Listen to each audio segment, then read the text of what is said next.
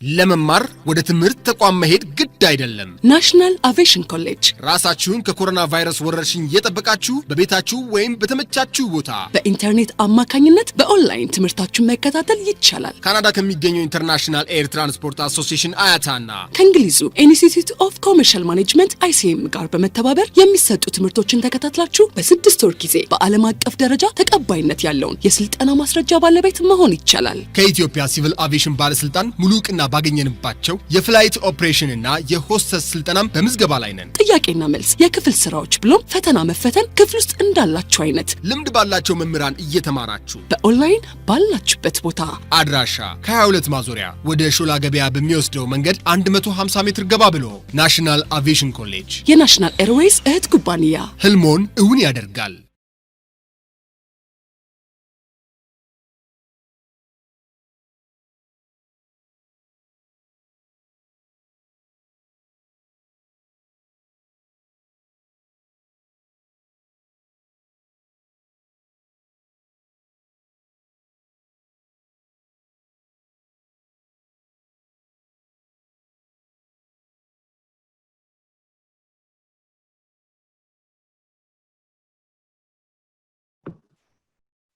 Okay, good afternoon. Good afternoon. Okay, okay. I think it is better to start. Please download the attached file. I hope it is visible for you all. There is a file attached titled financial table.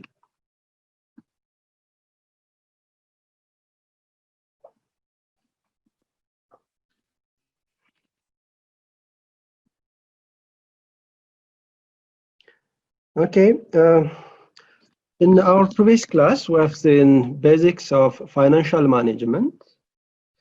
We define financial management. We have seen principles that govern financial management, the goal of the firm. We have seen competing goals like profit maximization and wealth maximization. We have seen their advantage and limitations, and the goal of a modern organization is maximizing wealth. And we have seen why wealth maximization is superior than profit maximization. Today we'll see the agency problem in managing finance and in managing business organizations, and we will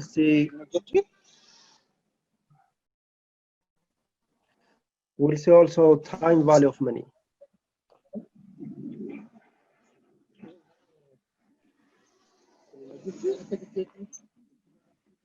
Okay, agency problem. As I have seen, the goal of the firm is maximizing wealth, but in modern organizations, specifically in share companies, owners are far from their organization. Managers are responsible for deciding different issues in the organization. So there will be agency problem. Agency problem means goal of the parties are not aligned or misalignment of goal. There is a goal of the shareholder and there is goal of a manager. There is principal and agent relationship between the manager and shareholders, or between shareholders and debt holders. So agent means someone who is hired to represent the principal's interest. So managers are agents for shareholders. Shareholders are principal. So agents, or in other words, managers must work in the best interest of shareholders. Sometimes there will be misalignment. This misalignment is referred as agency problem. There will be agency problem between shareholders and managers. Shareholders as principals and managers as agents. There will be agency problem between shareholders and debt holders. Shareholders and debt holders. Shareholders will choose the board of directors, will choose their representatives in the organization. while debt holders lack this right. Equity holders will not have a right to choose their representative in the organization. Shareholders have their own representatives, but debt holders or creditors of the organization have no representatives in the organization. So there will be conflict of interest between shareholders and debt holders. So this is what we call it agency problem. Agency problem. So the possible objectives management may follow apart from the goal of the firm. The goal of the firm is maximizing wealth of shareholders. So managers may not act based on shareholders' interest. And they will do issues like this. For example, they will try to maximize their own personal return, salaries, bonus, and prerequisites or incidental benefits. These all will help managers, not shareholders. Will not maximize shareholders' wealth while they maximize managers' return. So this is conflict of interest between managers and shareholders. Managers are in a position to decide on organizational issues. For example, if managers increase bonus for managers, this bonus will help managers, but will deteriorate the wealth of shareholders. So this is agency problem. Or the managers will try to increase their own prestige. Prestige. They will try to maximize their prestige by doing issues like, for example, by donating for charities. Name of those managers will have good name, but giving money for charities and others will not help shareholders.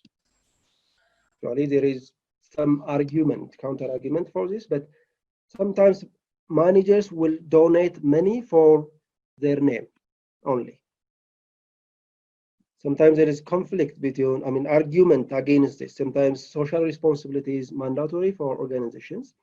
But when we say prestige, the donation or other charities are for increasing or for boosting the name of the manager. So the intention is to get some name, good name in the society, prestige in the society.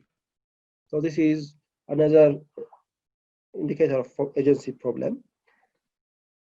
Or they will increase job security by making takeovers less likely. Takeover means in a country with financial market, one company will acquire another company, will purchase another company. For example, in our country, it is common in brewery factories. And you can purchase different brewery companies. BGI Ethiopia acquires different brewery factories. This is an example of takeover.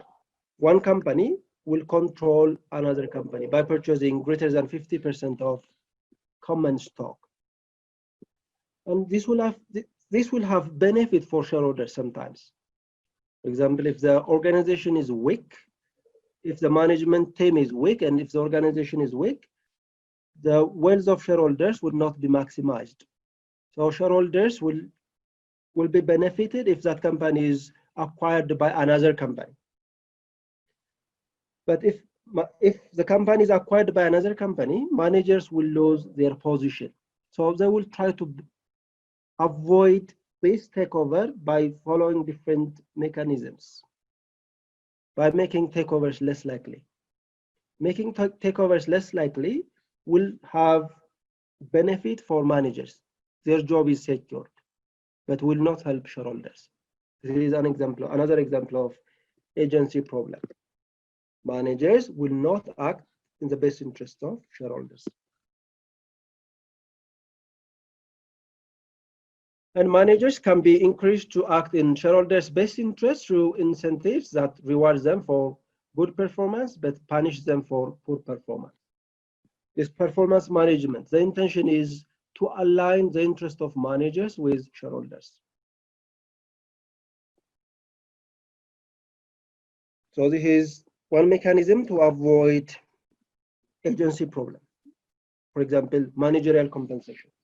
Compensating managers for their good deeds will have positive impact on this. It will avoid agency, it will minimize at least. Actually, it is difficult to 100% avoid agency problem, but by giving compensation for managers, we can align the interest of managers with the interest of shareholders. Direct intervention by shareholders, directly intervening in a business, in the organization, so that we can minimize agency problem. If shareholders are directly involved in the operation of the company, there is no principal and agent relationship in this case, so there is no agency problem. Another way of minimizing agency problem is the threat of firing. That means treating managers for their position.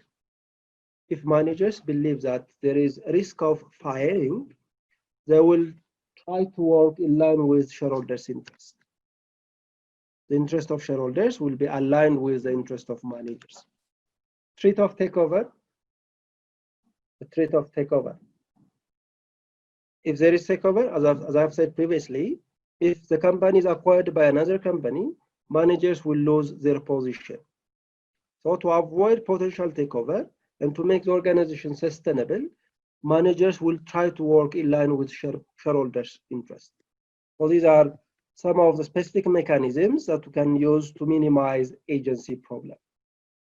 Minimizing agency problem means aligning shareholders' interest and managers' interest. Managers must work in line with shareholders' interest.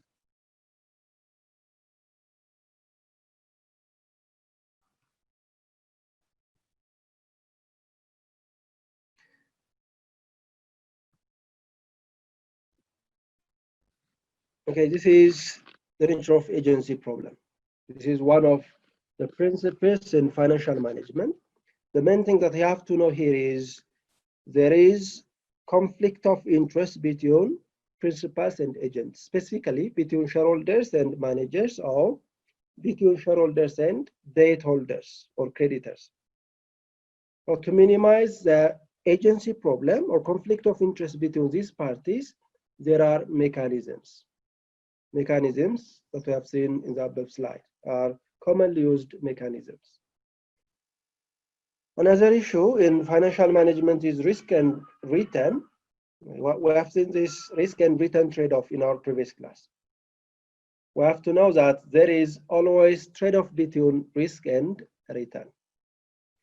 If there is increasing risk, we have to be compensated for taking that risk. So our expected return must be high.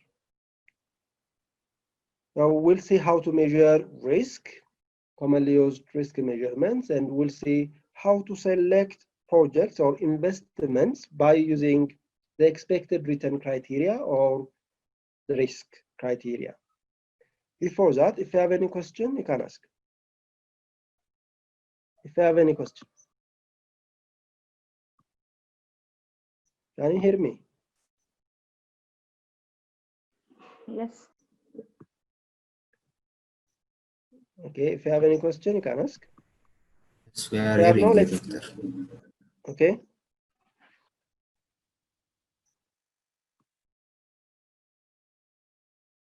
If you have any question, please welcome.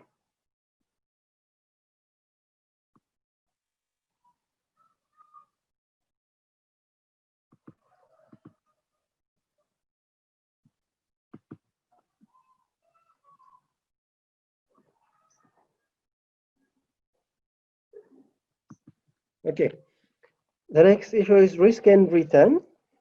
Risk is defined as uncertainty of outcomes.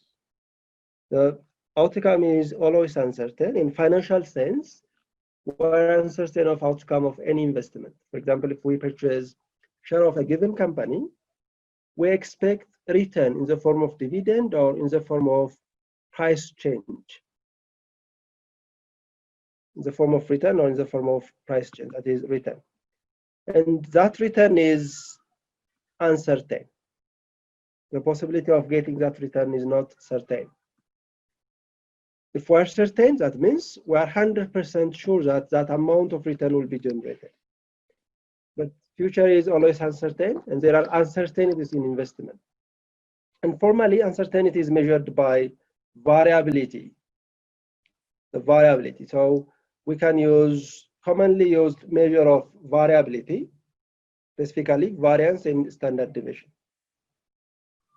Variance and standard deviation. These are indicators of measure of variability. So the higher the variance or the standard deviation, the higher the uncertainty is. So to use this risk measure as a criteria, the higher is the risky. The higher the higher the standard deviation or the higher the variance, the risky the investment is. And return refers to gain or loss on investment. There is return. Return means gain or loss. If it is loss, it will be negative return. If it is gain, it will be positive return. And it is generally stated as a percentage of original investment annualized. Original investment, and comparing that original investment with the return generated. For example, return in the form of dividend or net income. Net income divided by total investment. It is return as measured as compared with our initial investment. So it is usually generally stated as a percentage of original investment annualized. The interest rate on saving account is a form of return, for example. If we deposit certain amount of money in a bank, there will be annual return. For example, if the percentage of, the deposit rate is 7%, that is return for the depositor. It is an example of return. So we have to compare that return with our initial investment. Initial deposit is the initial investment in this case. So 7% means 7% of the deposit. It's an example of return. If we invest that amount, the money in other areas, if we purchase share, for example, if we purchase government treasury bills or government bond or other securities, the return will be compared with the initial investment. It may be negative, maybe negative. It may be negative, maybe positive. Sorry. Now let's see the indicators for risk and return. The expected return as defined statistically is like this. We have seen how to calculate expected return. Expected return, since we are talking about the future return, it is sum of return times probability. If we are using historical data, this means the mean, the average mean. But we are not using historical data at the time of investment. At the time of deciding whether to purchase share of a company or whether to invest in some projects, we are talking about future data. If we invest today, in the future, the return will be this amount. This is expected return, planned return. And that planned return will have risk. We are not 100% sure about the probability of getting that amount of return. So probability will be different. So we have to calculate the expected return. But in historical data, this means mean, actual mean. But since we are talking about future data, the mean is the expected return, and the formula is sum of return times probability. If we are comparing two projects or share of two companies, a project with higher expected return is preferable. The project with higher expected return. We have seen this issue at the time of comparing profit maximization and wealth maximization in our previous class. This is return. The higher the return, the preferable the project or the investment is. And this is a formula. Return times probability. Simple. Risk in statistics or in financial economics is measured by standard deviation, which measures the variability of the return. The variability of the return. The higher the variability, the higher the risk is. And the commonly used risk measure is standard deviation. It is the square root of variance. I hope you are familiar with basic statistics. The square root of variance. The formula to calculate variance is return times minus expected return square times probability. The square root of this is variance, and the square root of variance is standard deviation. The square root of variance. I think it's simple. Return minus expected return square times probability. This is variance. The square root of variance will give us standard deviation. Expected return, the formula is return times probability. If we're comparing two projects or two investments by using the risk measure or the standard deviation, a project or an investment with lower standard deviation is preferable. Lower standard deviation, lower risk. That means. But sometimes, if we are comparing two projects, sometimes project one, for example, by using an example, project one. Okay, so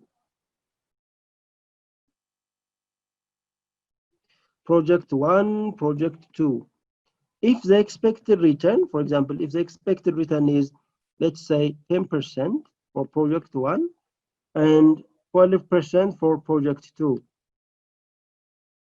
and the variance as a standard deviation, assume the standard deviation is, let's say, 7% for this and 10% for this.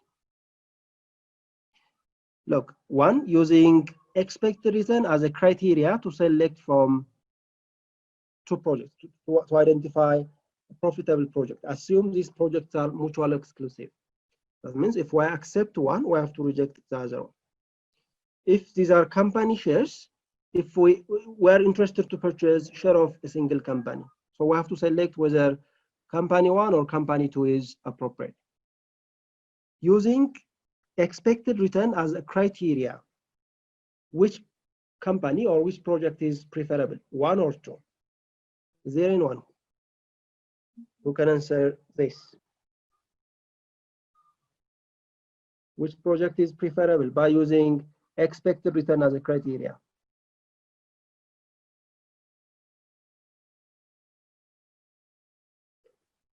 Can you hear me? Yes. Investment two. Investment two. Why?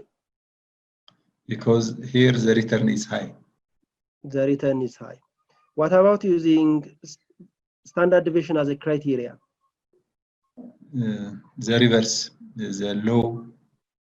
The lower the risk, Standard deviation. the lower standard deviation indicates the lower risk. So Yeah. in this case, it is difficult to select the appropriate project. Using expected return as a criteria, project two is preferable, or if it is company share, company two is preferable because the expected return is high, but the risk is high, and the risk is low for company one. Using risk, company one is preferable. Using expected return as a criteria, company two is preferable. In this case, using coefficient of variation is recommended. Coefficient of variation. Risk per expected return. Coefficient of variation. Standard deviation over mean in historical data case. But here it is not historical data. So use KI instead of this mean. We're talking about historical data. We use this notation for historical data, mean. We're talking about expected return. So risk, standard deviation divided by expected return is the appropriate measure to select a project. If these issues are common in our investment decisions, it means 10 divided by 7 in the first company case, and 12 divided by 10 in the second case. So risk per average return can be used as a criteria. So I think the formula is simple. calculate expected return. This one, calculate expected return. And to calculate variance, return minus expected return squared times probability. To calculate coefficient of variation, standard deviation over expected return, coefficient of variation. So here, understand the decision rule. If we are using expected return, the higher the expected return is preferable. If we are using standard deviation as a criteria, the lower is preferable. Coefficient of variation, risk per return. The lower is preferable in this case too. And there is an exercise, at the end you will see that. So the standard deviation can be used to measure the variability of return from an investment, as I have seen previously. And as such, it gives an indication of risk involved in the asset or security. The larger the standard deviation, the more variable are the investment's return, and the riskier is the investment. Higher standard deviation, riskier the investment is. The standard deviation of 0, what do you mean by standard deviation of 0? How do you interpret if your standard deviation is 0 at the time of comparing two investments or two projects? Or if we are interested to calculate standard deviation of a single security, a single company share, if the standard deviation is 0, what does it mean? Is there anyone who is interested to answer this? Yeah, it means no variability. No variability. That means no risk. We are 100% sure about that return. If we plan to get 1 million return in the coming year, if the standard deviation is 0, we are 100% sure that we can get that 100,000 planned profit. So we are sure, that means there is no risk. Because the standard deviation is absolute measure of variability, it is generally not suitable for comparing investments with different expected return. We have seen this in the above slide. If the expected return is different, if the standard deviation is different, the appropriate measure or criteria is coefficient of variation. Coefficient of variation. Coefficient of variation, standard deviation divided by expected return. So here, understand how to calculate expected return, how to calculate standard deviation, and how to calculate coefficient of variation. After that, you have to know how to use that result, how to use expected return to decide where to invest, and how to use standard deviation to decide where to invest, and how to use coefficient of variation. Understand this. For example, this is an exercise for you. For example, to calculate expected return, the formula is return times probability, sum of this. That means this one times this times this. The result will be expected return. Expected return. The same is true for the other project or the other company, auto manufacturing, ABC electronic.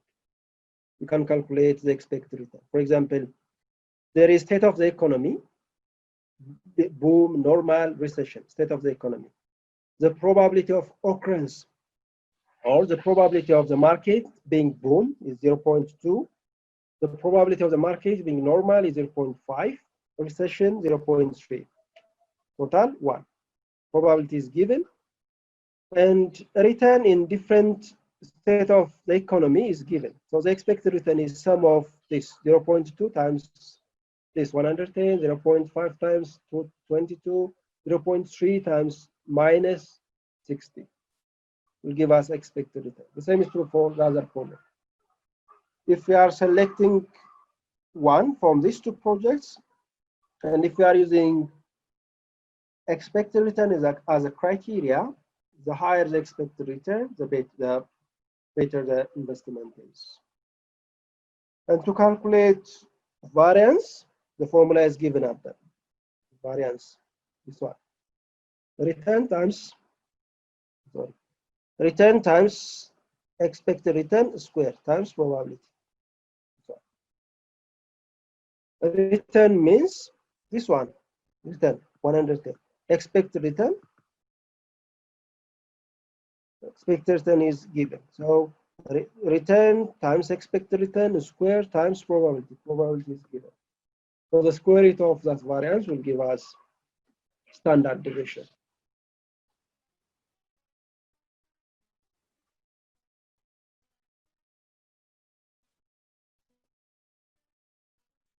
Let's see the nature of risk aversion. Assuming that you need to do investment and you can only invest in one of the two companies from the previous slides, or ABC Electronic. It will depend on the risk-taking behavior of a manager or managers. If you choose ABC Electronic,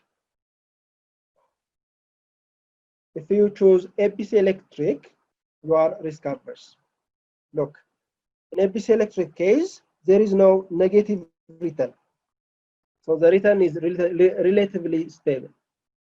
23%, 16%, 8%. Relatively stable, and there is no negative return. When you see auto manufacturing, higher return, 110% in the first economic condition, and 22 next, and then negative. There is high risk, there is negative here. If you are risk averse, you are not interested to take this negative risk, negative return. So you will prefer stable return. So risk averse investors require high rate of return on its return to invest in riskier assets. So it is assumed that all investors are risk averse. If two assets offer the same return, they will opt for less risky. If the return is the same, less risky investment will be preferred. So naturally, investors are risk averse. That means to take high risk, they expect high return. So risk return trade-off is common. But you have to know that the risk-taking behavior of investors is different. Sometimes some investors prefer a stable return, stable, low return relatively. Some managers prefer high return and took high risk. There is high risk, there is high return. So where to invest decision or investment decision will be affected by the risk-taking behavior of managers. You have to know this. And if we take risk, adding risk premium is suggested, and it is mandatory. Risk premium. Risk premium, the amount of additional return required by riskier asset to make that asset equally desirable by market in general, is called risk premium. To make a given asset equally desirable with less risk asset. There is a risk asset, there is less risk asset. So if the risk of those assets is different, they are not going to be equally desirable by market participants. To make those assets equally desirable, risky assets will have risk premium. That risk premium is a return for the investor, and it is cost for the seller or the issuer. When the market perceives that one asset is riskier than the other, it requires that the expected return increase to compensate investors for the risk. You as a manager, if you are interested to purchase the riskier asset, you have to be compensated for taking that risk. If it is, for example, bond, if you are interested to purchase bond of a given company, corporate bond, if it is allowed in the country, companies will have different level of risk. If the company is risky or the probability of default is high, it is risky, that means. To purchase that company's bond, you have to be compensated. The interest on that bond must be higher than other less risky bonds, so that you can accept the investment. In the real world, investors can hold more than one investment. Still, we are assuming a single investment. That means if we purchase a single company share or single company bond, single investment. But practically, a single investor will hold different company shares or will invest in different areas. More than one investment is common. But risk is still important in pricing assets given their expected return. And if we're investing in different assets, there is a possibility of minimizing risk, possibility of diversifying risk. To diversify risk, we have to know the nature of a return of different securities. For example, large company common stock. Common stock. Common stock means corporate share or company share. And this is the average return from common stock in the US market from 1926 up to 1998.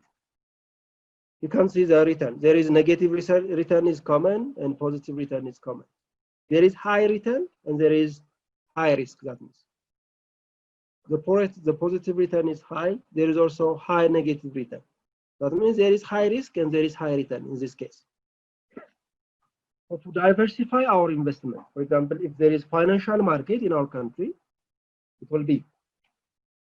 will be financial market in our country in the near future.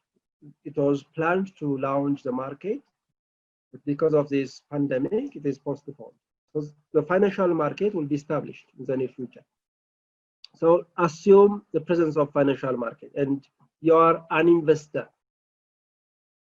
If you are interested to purchase share of a corporation, maybe a bank, it is in a corporate form, or real estate companies or other companies, the return is high and there is high risk. So you have to know this. If you are interested to purchase government bond, long-term government bond, for example, there is the Renaissance Dam bond. The negative return from government bond, look, it is not, the negative return is not common in government bond. By the way, return in investment is in the form of price change or in the form of interest and bond, interest and dividend. Sorry.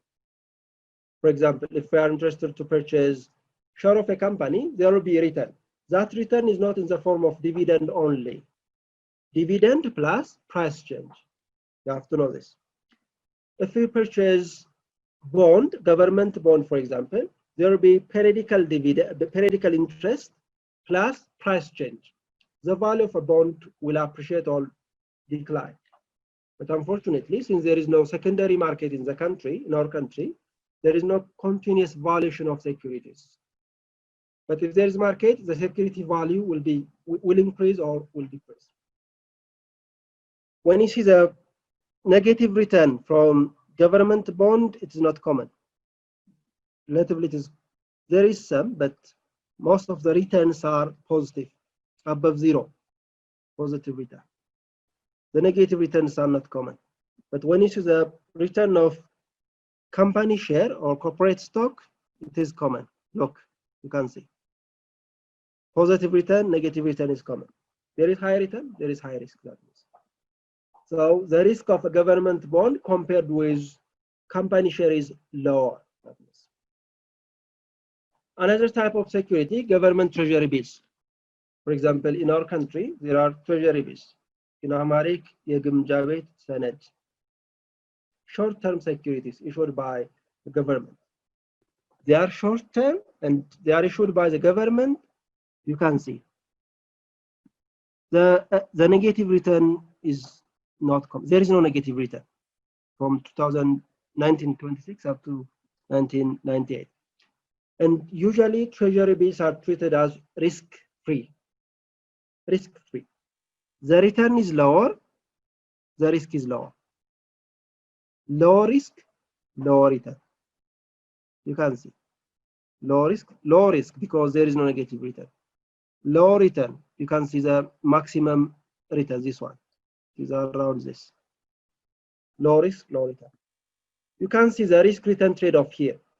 For example, in the common stock case, you can see the return greater than 40%, 40%. You can see the return, you can see the risk, lower 40.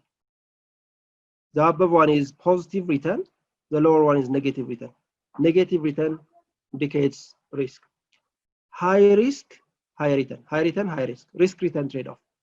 In government bond case, the compared with company share, the risk is lower because the negative return is low, but the return is not as such higher. The most of the returns are around 20, you can see. Lower risk, lower return. Government treasury bill, lower risk, lower return. So you can see the risk return trade-off here. So practically, if there is financial market, you have to know that there are different securities like government treasury bill, bond, government bond, and company shares. Assume the risk indicator is standard deviation. Look, the standard deviation. The standard deviation of a treasury bill here, lower standard deviation, lower return. If there is increase in standard deviation, in the case of government bond, there will be some increase in standard deviation, and there will be increase in return. If there is increase in standard deviation, there will be increase in return. High risk, high return. To take additional risk, we have to be compensated for taking that risk. This is what we call it premium. And usually, the government treasury bill rate is considered as the opportunity cost, the minimum return expected from any investment. The minimum return. So at the time of deciding different projects, the opportunity cost is the treasury bill, or the minimum risk, or risk-free rate, we can call it. The additional one is the premium. This one is premium. Between this is premium. Between this is premium. Depending on the nature of the investment, a return beyond the treasury bill rate is considered as the premium, compensation for taking additional risk. So in the portfolio case, portfolio means group of assets, holding group of assets, multiple investment or multiple assets. Investors usually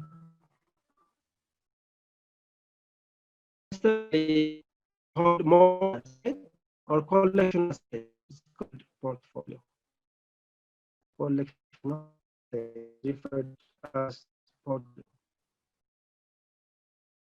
So risk cannot be reduced, and also are positively correlated. The inventory, almost all companies are positively correlated.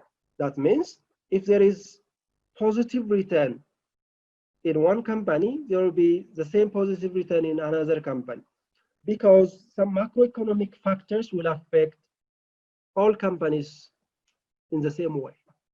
For example, if there is inflation, that inflation will have negative effect on companies' profitability. All companies will be affected. That's why the return of most companies are correlated. Increase in one, there will be increase in another, decrease in one, decrease in another, correlated. Maybe positive, maybe negative. As the number of stock increase, the risk approach to the security market line around this. I think it is better to see the next one. They are the same. This and this one is the same. The graph is more visible here. Look, assume you are interested to purchase share of different companies. Number of stock in a portfolio. For example, if you purchase share from a bank, if you purchase share from a manufacturing company, share from service giving company, an increase in number of shares, number of company shares. Some risks can be diversified. Look, if the number of shares, for example, if you purchase a single company share, a manufacturing company share, since it is not diversified, the risk is high. The risk is high around this. The risk is high. If you diversify, if you increase, for example, manufacturing company plus service giving company. Look, the risk will be minimized. You can minimize the risk. If you purchase additional company share, when you say diversification, maybe the area of investment, manufacturing, service giving, merchandising, and the likes, or the production life cycle. You can assume that. Sometimes there are emerging business. Sometimes there is booming business, increasing sales, and sometimes matured business. You can diversify in this way too. So if we diversify, some risks can be minimized. So diversifiable risk or unsystematic or company specific risk. For example, if the management is weak, there is risk because of poor management. The management's competency will be different in different companies. So if you purchase share from multiple companies, that risk can be diversified. There is weakness in one company, there will be strength in another company. Weakness of one will be compensated by strength of the other. So we can minimize some risks by diversification. But some risks are not diversified or systematic or non-diversified risk, we can call. So we have seen this concept in principles, if you remember this. All risks are not the same. Some are diversifiable, some are not. So at the time of investment, we have to know that it is possible to minimize risk by diversifying our investment, but some risks are not diversifiable. Usually, macroeconomic issues are not diversifiable. For example, if we purchase share from a given company, different companies, if there is political instability in the country, if there is inflation, if there is recession or others, this will affect all companies. So it's not possible to diversify this type of risks. But company-specific risks can be diversifiable. So as a manager, you have to know that there is risk. If we take high risk, you have to be compensated for that risk. And you have to know that it is possible to minimize the overall risk by diversifying our investment. This is all about the nature of risk and return trade-off. If you have any question here, please welcome. You can ask. If you have any question.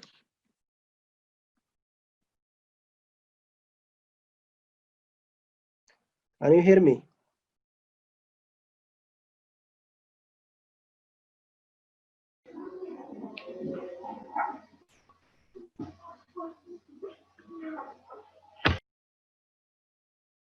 Can you hear me?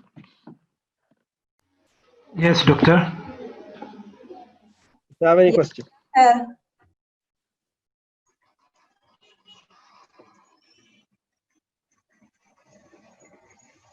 Any question? Okay. If you have no, let's see another important concept in managing business organizations.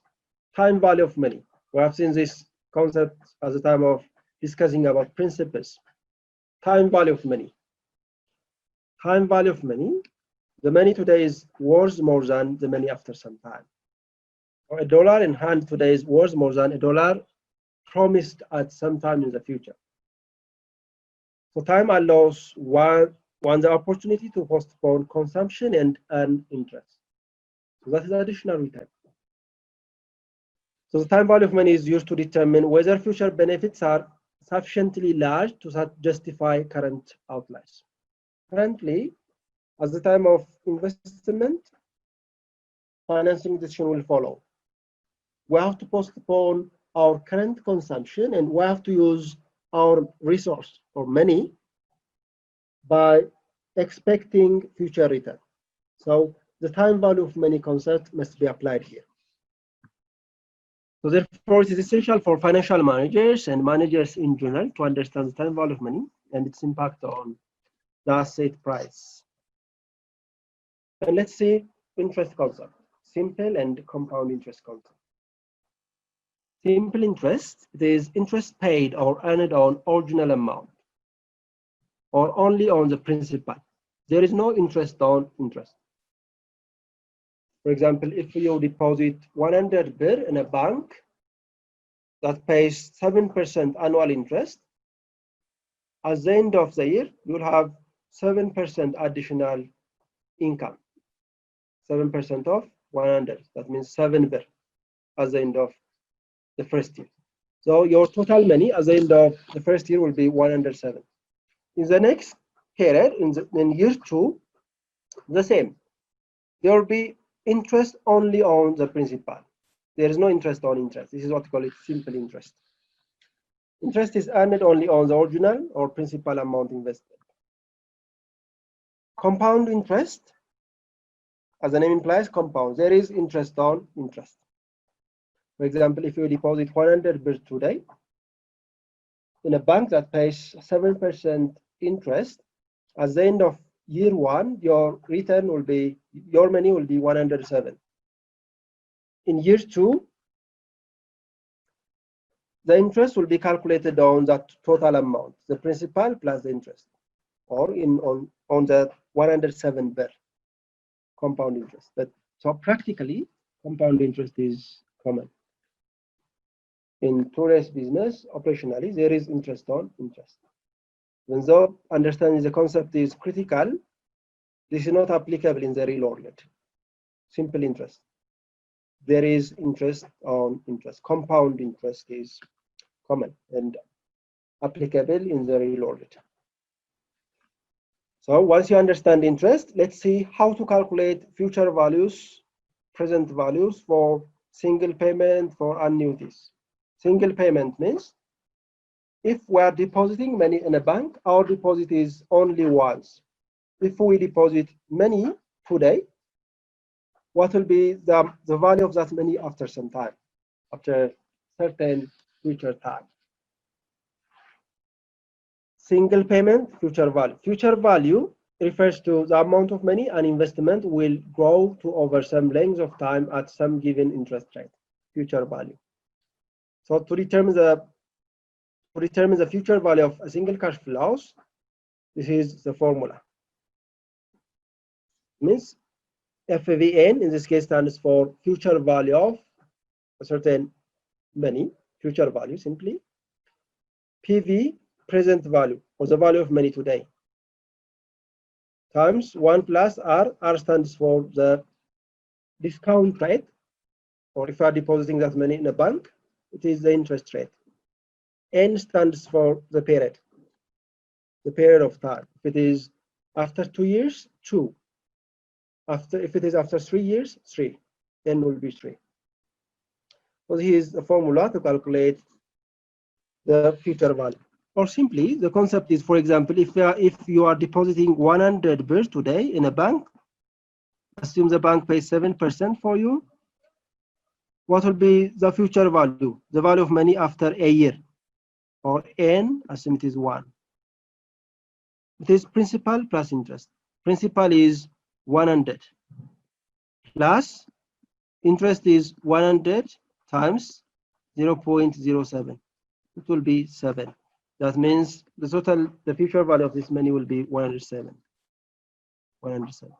But instead of calculating in this way, this is a simple formula. That means the principal is, let's say, 100 times 1 plus 0.07 the power of 1, square 1. So simply 100 times 1.07. This is the concept. Future value, the value of money after some time. Let's erase this.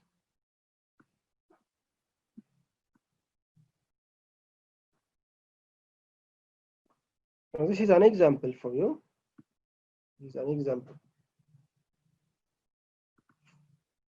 For example, if we invest, assume the 200,000 is invested today in account that pays 6% interest, with interest compounded annually. Usually, if we deposit money in our country, compounding is annually. How much will be in the account at the end of 2 years? The formula is present value times 1 plus rate to the power of n.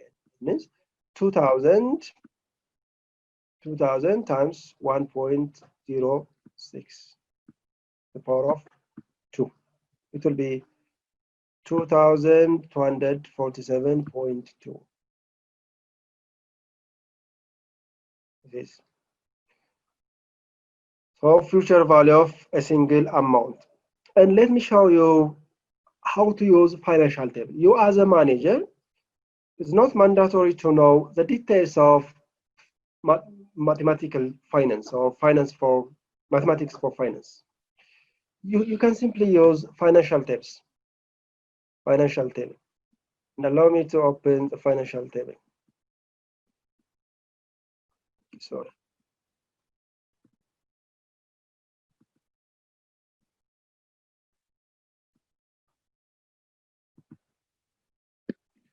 Okay.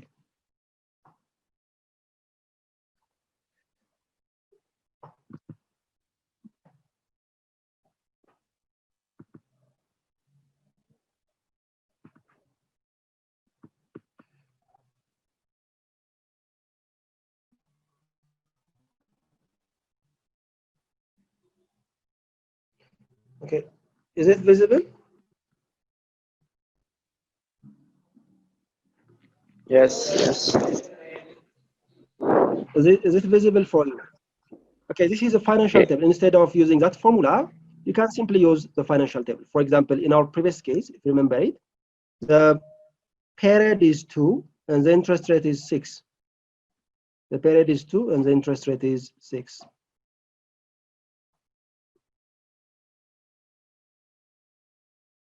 The period is 2, sorry.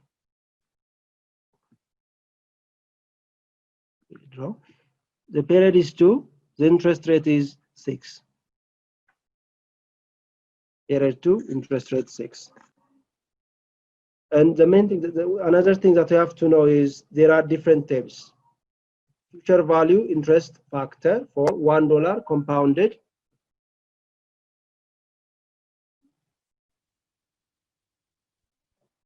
Okay.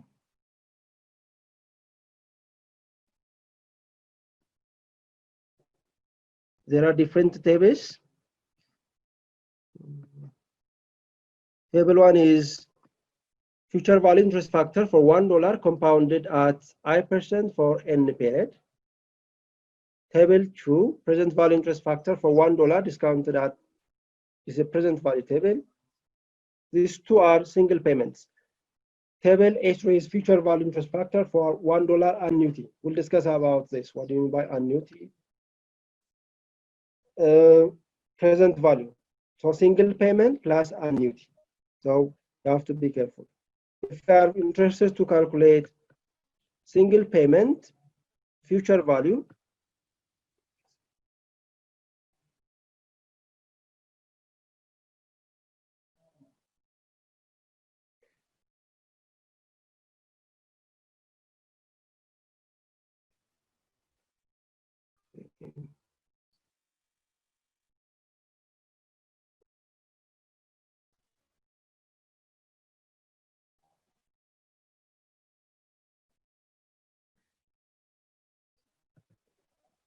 okay.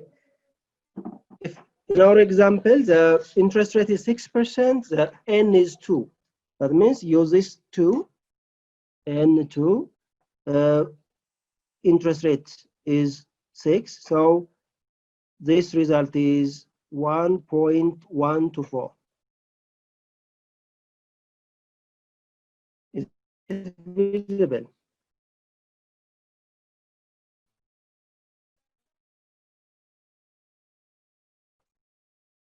So instead of using that formula, you can multiply 2000 by this 1.124.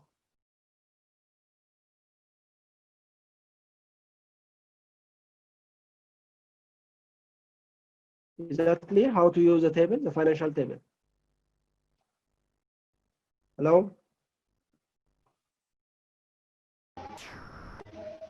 Yes, doctor. Can you hear me? Yes, yes, you can hear. Is that clear?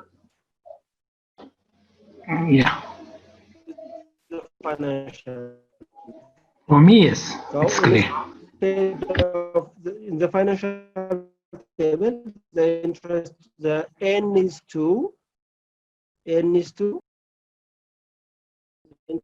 is 6. So using formula, you can use the financial table simply, and we'll come back to this later. Sorry. So for you as a manager, use the financial table instead of remembering the formula or other issues. You can use the financial table. The result will be the same. This is future value of a single payment. Let's see present value of a single amount. Present value of a single amount, or we can call it the process of calculating present value is referred as discounting. Discounting is a process of translating a future value or a set of future cash flows into present value. Calculating present value is simply the inverse of calculating future value. You can substitute the formula. For example, the formula to calculate future value is, remember the previous formula, future value, which is equal to present value times 1 plus rate, the power of n. To calculate present value over 1 plus interest rate, I or R, you can use the power of n over 1 plus I the power of n. This will be cancelled. So the formula for present value is future value over 1 plus rate the power of n. This is the formula. It is simple. This is the exact inverse of future value. The present value is exact inverse of future value. Once you know how to calculate future value, it is easy to calculate present value. You can also use the financial table simply. Use the financial table for you as a manager, because your main intention is how to use this for your decisions. So you can simply use a financial table. You will see how to use financial table. There is present value financial table for single payment too. You can use that. So the formula is present value equals with future value over 1 plus rate the power of n. This is the formula. Is equal with the formula that we have substituted. Or this is also the formula for $1. This formula and this formula is the same. If future value is given, future value over 1, the same, future value over 1 plus r, the power of n. So don't get confused. So these two formulas are the same. And you can use the financial table also. Another issue in time value of money is the future value and present value of annuities. Annuities. In the previous slides, we have seen single payments. The payment or the receipt is once. Annuity refers to series of equal payments, series of equal payments. An annuity whose payment occurs at the end of the period is called ordinary annuity. For example, if we are interested to purchase a car and if we are interested to deposit money at the end of each month equally for a certain period, for certain months, this is ordinary annuity. If your deposit or payment or receipt maybe is at the end of the period, it is ordinary annuity. For example, if you are depositing equal amount of money at the end of each month, it is ordinary annuity.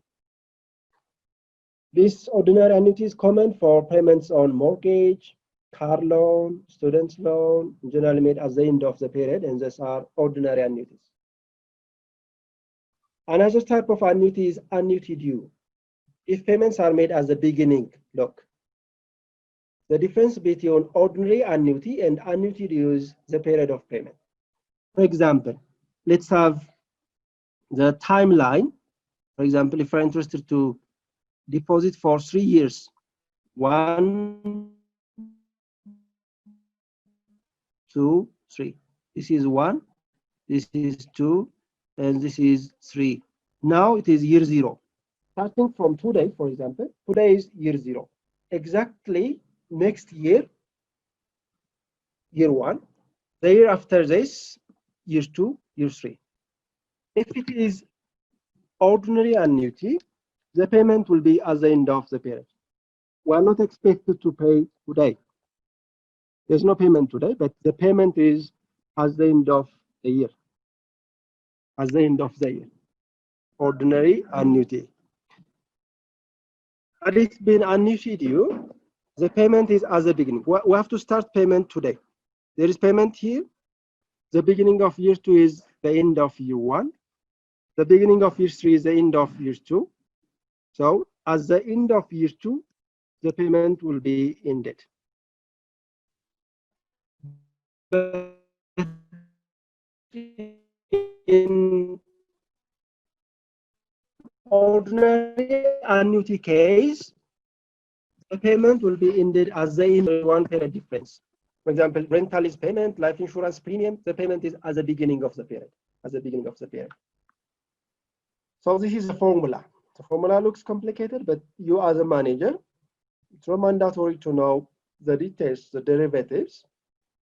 You can use this formula manually, or you can use the financial table.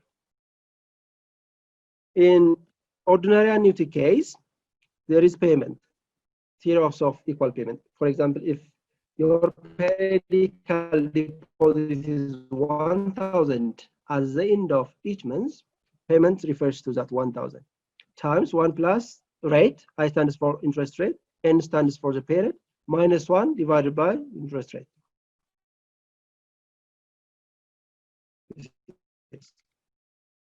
For example, if you plan to invest 1,000 each year, beginning next year, for 3 years, this investment at the end of year 3, you can use this formula. You can use this formula. Payment is 1,000. I is 8%. N is 3 years. So you can use this formula, and the result will be 3,246. Instead of using this TDS formula, you can use the financial table. You can use the financial table.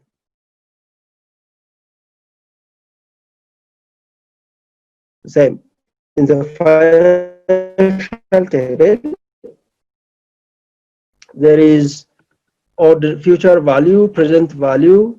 This is the next table is, sorry.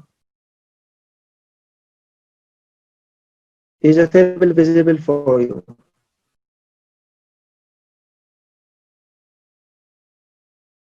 Can you see the table?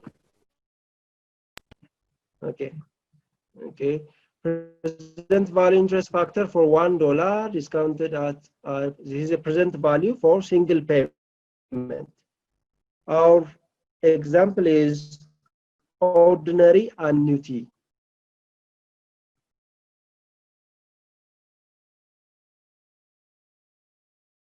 So there is a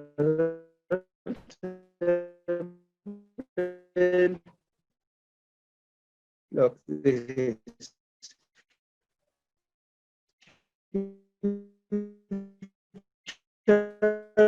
value. Value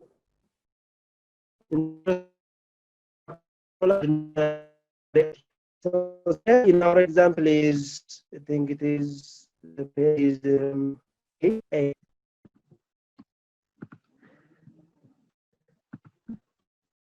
Okay, so in this case too, the period is 3. So the period is 3 years. Interest is 8 is 1. So the result is this one. Future value interest factor. So you can directly multiply the payment by 3.246. So using the financial table is easy. This one. But you have to be careful at the time of using the financial table, because there are different tables.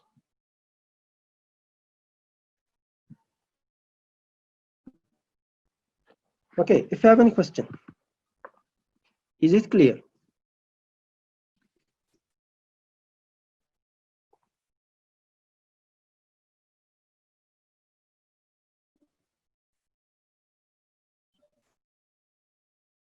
Yes, doctor, can you hear me? If you have any question, please welcome. Is there any difference between this annuity and installment payment? Any question? It is a kind of installment payment, but the criteria to call it annuity is the period of payment is equal. That means if it is 1 month, at the end of each month. If it is year, as each year, the period of payment is equal, the interest rate is the same, but otherwise the nature of annuity and installment is the same. It is the same. But when you say installment, we usually refer the payment in different periods. Maybe the installment may be equal, the installment may be unequal. In the financial term or in the financial world, when say installment, the payment is different in different phases. For example, 10% once, 20% in the next, and the amount of payment may be different when you say installment in accounting and finance. But in ordinary annuity, or when you say annuity simply, the payment is equal. Series of equal payment. The payment period is the same. Otherwise, their nature is somehow the same. Thank you. If you have another question. Okay. So this is ordinary annuity, the future value. Present value of ordinary annuity. Single amount of money that should be invested now at a given interest rate in order to provide for an annuity for a certain number of future periods. So there will be series of equal payment for a certain period. We have to know the current value of that future payment, present value. This is a formula. This is a formula. Instead of using the formula, you can use the financial table. For example, if we will receive 1,000 each year, beginning next year, for 3 years, at 8% compound interest rate, what will be the present value of the investment? You can use this formula, or you can use the financial table. You can use the financial table. So 1 over 1 plus rate, the power of n over r. So the payment is 1,000. R is 8%, and 3. So the result will be 2,577. Or instead of using a calculator, using this formula, you can use the financial table. The financial table is simple to use. For you, knowing the financial table is preferable, because you as a business administrator or business manager, you are not expected to work this. You are not expected to do accounting work or finance work. The main thing expected from you is in your decision-making process. So, no need to know the details of formulas. Simply use the financial table. If it is calculated and presented, know the concept. If it is future value of annuity due, the previous one is ordinary annuity. The payment is at the end of the period. The payment is at the end of the period. If the payment is at the end of the period, let me repeat the previous timeline. For example, year 0 now.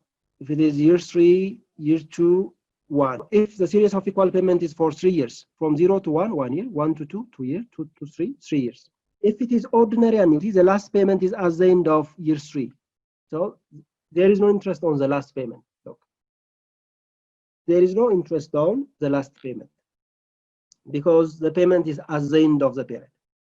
But if it is annuity due, look, the payment is at the end of, at the beginning of the period, annuity due. For example, year 0 up to 3, year 2, year 1. The payment will start today. The beginning of year 1 is today. The beginning of year 2 is the end of year 1. The beginning of year 3 is the end of year 2. So for the last payment, there is 1 year interest. If it is annuity due, this is their difference.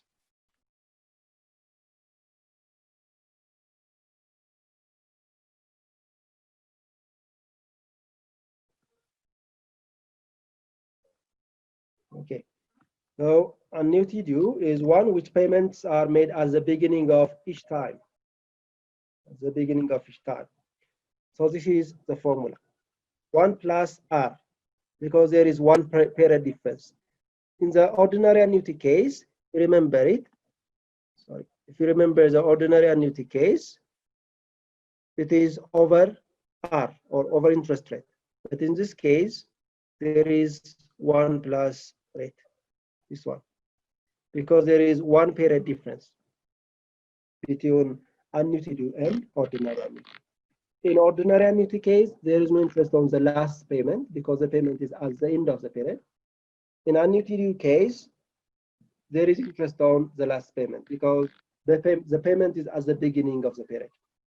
So there is 1 year difference.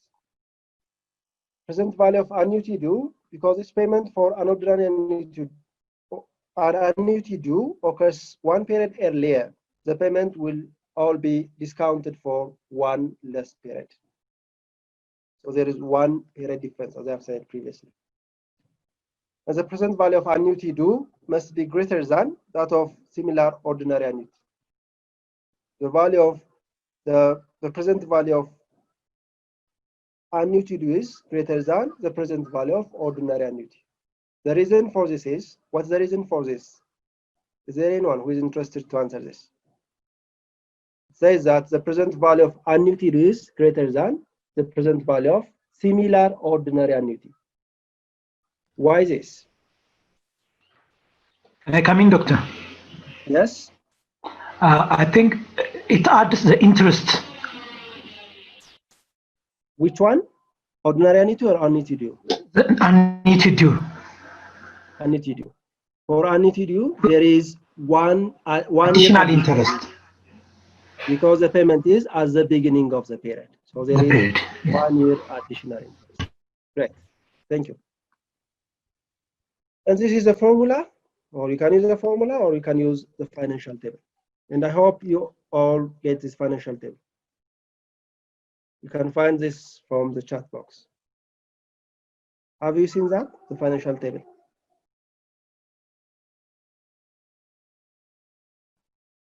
Have you seen the financial table?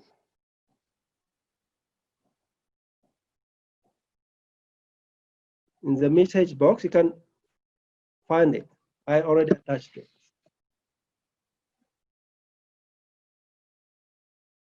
Okay, the calculations are simple. So you can use that calculation or you can use that result for your decision. For example, if we are interested to purchase share of a company, actually we'll see it in valuation.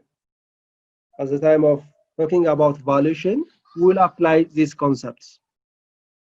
Now simply understand what do you mean by future value, present value, annuities, ordinary and annuity due, and how to calculate them. The financial application of these present values, future values, and for single payment and annuities will be discussed in valuation chapters. We'll see them. Another concept that you have to know is perpetuities. Perpetuities. An important special case of annuity arises when the stream of cash flow continues forever. So the period is unknown, N is unknown. Series of equal payments or receipt for unlimited period of time, annuity. For example, if there is I think, perpetual bond. There is no maturity date. If we purchase that, unless we sell that bond, there is no maturity date. N is unknown. This is what we call it perpetuity. Such an asset is called perpetuity because the cash flows are perpetual. Perpetual means continuous for unlimited period of time. If the return or if the payment is for unlimited period of time, we call this receipt or payment perpetuity. And the formula to calculate perpetuity is simply payment over interest rate. Payment. For example, if there is equal payment at the end of each year, assume the payment is 100 birr, the present value of this 100 birr is 100 divided by, assume the interest rate is 7%. 100 divided by 7%, 0.07. This is the present value. So the present value of perpetuities is payment divided by a return or discount rate, we can call it. This is a special type of annuity in which the period is unknown. For example,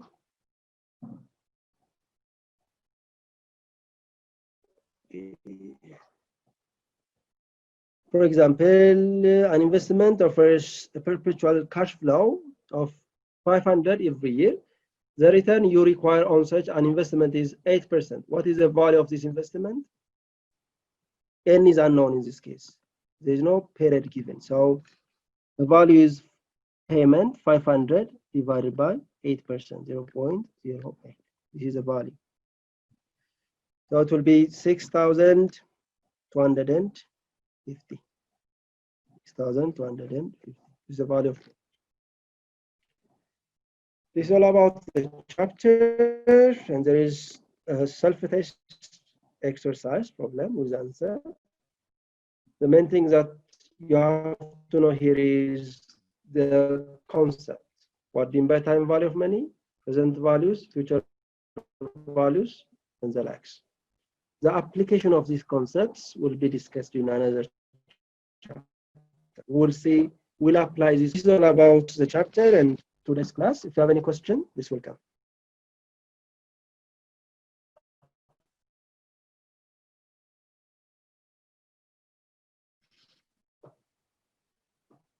If you have any question.